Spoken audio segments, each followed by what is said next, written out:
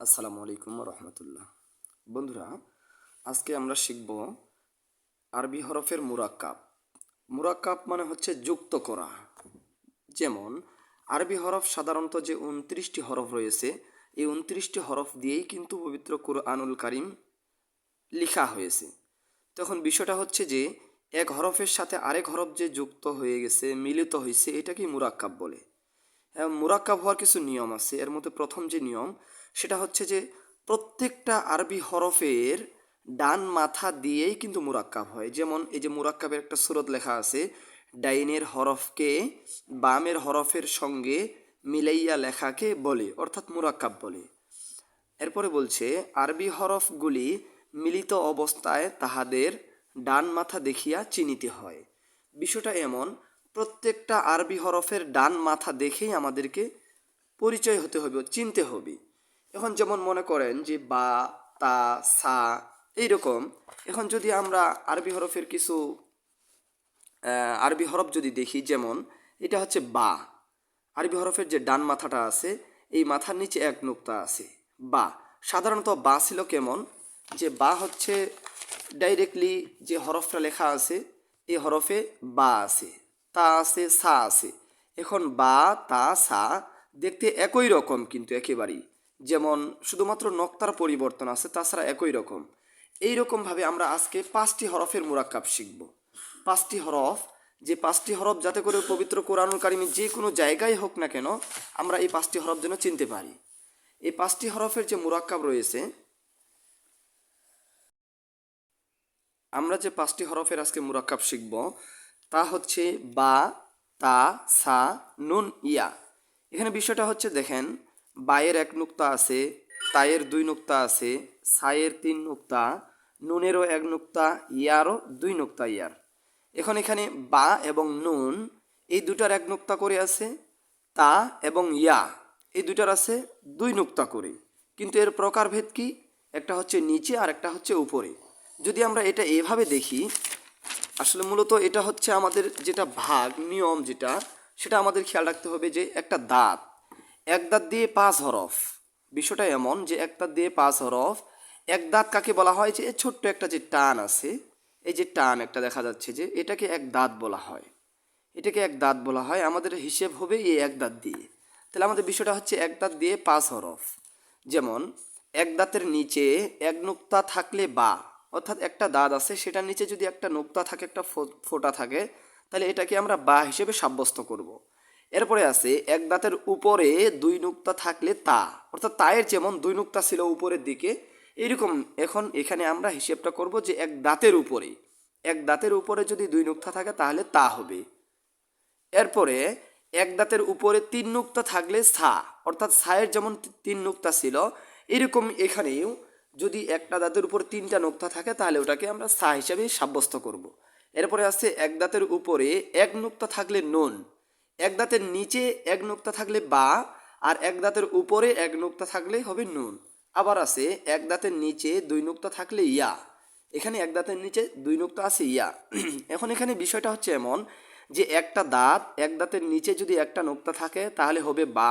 সাধারণত বা আমাদের যেমন ছিল, বা ছিল আমাদের এই যে বা ছিল এমন যে একটা দাঁতের নিচে একটা নুক্তা সাব্যস্ত হিসেবে আমরা বা হিসেব করব। এখন বা আর নুন, দেখেন, এটা হচ্ছে নুন, এটা হচ্ছে বা, দুটার মাথা সেম সেম। এটার মাথা দেখেন, এটার মাথা দেখেন, একটা দাঁত। এই দাঁতের যে প্রকারভেদ, এই প্রকারভেদ হচ্ছে কি, যে একটা দাঁতের নিচে একটা নুক্তা আছে আর এটার উপরে একটা নুক্তা আছে। এখন আমাদের সিস্টেমটা দেখতে হবে, যে একটা দাঁত আছে, এই দাঁতের নিচে নুক্তা দিলে বা, আবার এই দাঁতের উপরেই একটা নুক্তা দিলে হয়ে যাবে আমাদের নুন। এখানে শুধু উপর আর নিচের যে প্রকার, তাছাড়া নুক্তা দাঁত একই সেম।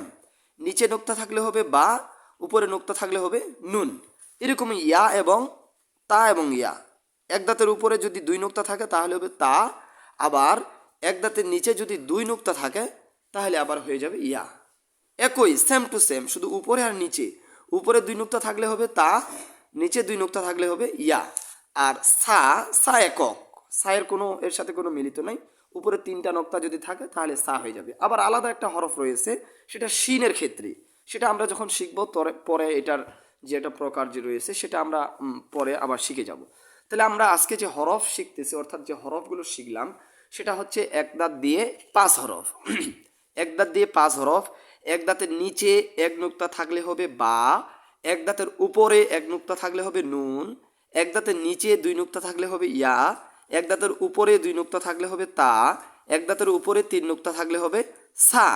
আজকে এই আমরা 5টি হরফ শিখলাম। পবিত্র কোরআনুল কারিমের যে কোনো জায়গায় আপনারা প্র্যাকটিস করবেন, কায়দা বের করবেন, দেখবেন যে এইরকমই কিন্তু পবিত্র কোরআনুল কারিম এরকমই থাকবে। তাহলে এটাকে আমরা কি বলবো? যে একটা দাঁতের নিচে এক নুক্তা আছে, তাহলে এটা বা। এটা একটা দাঁতের উপরে 2টা নুক্তা আছে, তাহলে এটাকে আমরা কি বলবো? তা। এক দাঁতের উপরে 3 নুক্তা আছে, এটাকে কি বলবো আমরা তাহলে? সা। আবার এরকম এক দাঁতের নিচে 2 নুক্তা আছে, তাহলে ইয়া। এক দাঁতের উপরে 1 নুক্তা আছে, এটা তাহলে কি? নুন। এরকম পবিত্র কোরআন কারিমের যে কোনো জায়গায় হোক না কেন, যদি আমরা এটাকে ধরি যে এটা একটা দাঁতের উপরে 2টা নুক্তা আছে, তাহলে এটাকে কি বলবো? তা। আবার এখানে দেখুন এক দাঁতের নিচে 1 নুক্তা আছে, তাহলে এটাকে কি বলবো? বা। এখানে দেখুন এটা এক দাঁতের উপরে 3 নুক্তা আছে, তাহলে এটাকে কি বলবো? সা। এরকমই হুবহু। আবার এখানে দেখেন একটা দাঁত, এই যে দেখেন একটা দাঁতের উপরে একটা নুক্তা আছে, তাহলে এটা নুন। একটা দাঁত বলা হয় এই একটা টানকেই দাঁত বলা হয়। এটা মধ্যখানে আসলে এমন হবে, শেষের দিকে আসলে সাধারণত হরফটা পরিপূর্ণই থাকে। নুন থাকলে নুন, ইয়া থাকলে ইয়া, শেষে বা থাকলে বা, কিংবা তা অথবা সা, যাই থাকুক না কেন শেষে শুরুতে এই এক দাঁত থাকবে অথবা মধ্যখানে একটা দাঁত থাকবে। তাহলে আমরা আজকে এই 5টি হরফ শিখলাম। এক দাঁতের যে 5টি হরফ, এক দাঁত দিয়ে 5 হরফ। এক দাঁতের উপরে 1 নুক্তা থাকলে নুন হবে, এক দাঁতের নিচে 1 নুক্তা থাকলে বা হবে, আবার এক দাঁতের উপরে 2 নুক্তা থাকলে তা হবে, এক দাঁতের নিচে 2 নুক্তা থাকলে ইয়া হবে, এক দাঁতের উপরে 3 নুক্তা থাকলে সা হবে। এরকম যে কোনো জায়গায় আমরা যদি কায়দার যে কোনো একটা জায়গা বের করি, সাপোজ একটা জায়গা বের করলাম, এখানে দেখুন প্রথমটা, তাহলে এখানে এক দাঁতের উপরে 1 নুক্তা আছে, তাহলে কি হবে? নুন। এখানে একটা দাঁতের নিচে 1 নুক্তা আছে, তাহলে কি হবে? বা। এখানে এক দাঁতের নিচে 1 নুক্তা আছে, কি হবে? বা। এইরকমই পবিত্র কুরআনুল কারিমে যে কোনো জায়গায় আপনারা আশা করা যায় এই 5টি হরফ এখন চিনতে পারবেন ইনশাল্লাহ। এই যে এক দাঁতের নিচে 2 নুক্তা আছে, তাহলে কি? ইয়া। এখানে এক দাঁতের নিচে 2 নুক্তা আছে, তাহলে কি? ইয়া। এইরকমই পবিত্র কুরআনুল কারিমের যে কোনো জায়গায় আপনারা প্র্যাকটিস করবেন, এখন দেখবেন যে 5টা হরফ আপনারা চিনতে পারেন কিনা। ইনশাল্লাহ আশা করি চিনতে পারবেন। অন্য আরেকটা জায়গায় দেখি যে এই যে সাপোজ তাশাহুদটা যে আছে আমাদের এখানে, তাশাহুদের মধ্যে দেখি আমরা যে হরফ চিনতে পারতেছি কিনা। এই যে তাশাহুদ, এটা তাশাহুদ। এই যে দেখুন এক দাঁতের উপরে 2 নুক্তা আছে, তাহলে এটা কি? তা। এক দাঁতের নিচে 2 নুক্তা আছে, তাহলে এটা কি? ইয়া। আবার এইরকমই যদি আমরা এদিক দেখি, এই যে এখানে এক দাঁতের নিচে 2 নুক্তা আছে, ইয়া। আবার এক দাঁতের নিচে 1 নুক্তা আছে, তাহলে বা। এরকম প্রত্যেকটা হরফ, এই 5টা হরফ পবিত্র কোরআনুল কারিমের যে কোনো জায়গায় থাকুক না কেন, অবশ্যই ইনশাল্লাহ আপনারা এখন চিনতে পারবেন। তাহলে আমাদের সাথেই থাকুন বন্ধুরা। এরপরে আমরা আরও কয়েকটি হরফ শিখব কন্টিনিউ। আমাদের ক্লাসগুলোর সাথে থাকুন আপনারা। আমরা আজকে 5টি হরফ শিখলাম। 29টি হরফের মধ্যে আমরা 5টি হরফ শিখে ফেললাম, আর রয়েছে 24টি হরফ।